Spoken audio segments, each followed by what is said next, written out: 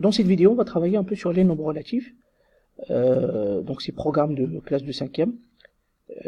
Et en même temps, c'est un rappel pour la classe de 4e. Donc pourquoi cette vidéo en fait c'est très simple parce que les nombres relatifs, c'est la bête noire des élèves. Et on a, je dirais, plusieurs élèves, ils ont un problème du calcul quand il y a des signes positifs, négatifs. C'est la raison pour laquelle que je trouve cette vidéo elle est très importante pour faire un peu le rappel sur ces nombres-là.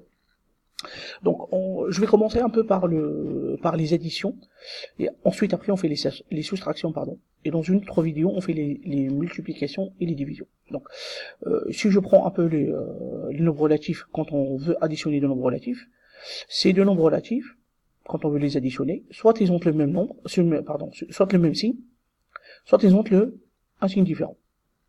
Donc, le cas où ils ont le même signe, ici par exemple je prends 5 plus additionner deux nombres relatifs, 5 et 7 c'est positif, donc on va faire l'addition normale, c'est classe de primaire, donc 5 plus 7 ça fait 12, et la deuxième cas de figure, c'est quand on est une additionnée de nombres relatifs de signes de même signe en cas. Par exemple ici, moins 5 et moins 7. Donc je vais faire l'addition de 5 et 7. Ça fait 12 et je garde le signe en commun. Imaginez si j'ai fait par exemple moins 10 plus moins 20. Je mets le moins et je fais 10 plus 20, ça fait 30. Donc moins 30. C'est plus simple, c'est plus facile. Le deuxième cas de figure, si on est sur des signes différents. Donc là, sur des signes différents, c'est simple, pareil. Je vais regarder les deux nombres.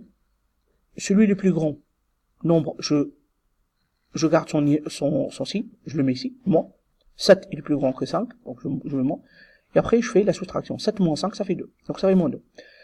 Ici, pareil, donc j'ai 10 et 7, le plus grand c'est 10, donc je fais plus. Et je fais 10 moins 3, moins 7, ça fait 3. Si par exemple j'ai un autre nombre, par exemple moins 2 plus 5, le plus grand c'est 5, donc je fais plus, et je fais 5 moins 2. Toujours tu fais la soustraction de deux nombres, et tu gardes le signe de celui qui a la distance à 0 la plus grande. C'est plus pratique, c'est simple, pas grand chose à dire. Quand on est sur une soustraction, pensez toujours à rendre une soustraction en addition. Et comment faire? C'est simple, on ajouter l'opposé de le nombre qu'on veut soustraire. J'ai 5 moins 10, je fais 5 plus 10. Si j'avais 5 moins plus 10, je fais 5 plus moins 10. 5 plus 10, après, ça fait 15. Après, on utilise les mêmes, après on va tomber sur l'une des cas de figure, soit même signe ou signe différent, on utilise les mêmes techniques de calcul. Donc là, je marque un petit truc, je dois ajouter l'opposé de moins 10, donc c'est 10. Ensuite, j'applique les mêmes règles de calcul qui sont là. Pour terminer cette vidéo, pour comprendre autrement, donc imaginez maintenant, on a un jeu de jetons. Donc ce jeu de jetons, si j'ai des jetons blancs, c'est je gagne, c'est plus, et si j'ai des jetons noirs, c'est je perds, donc moins.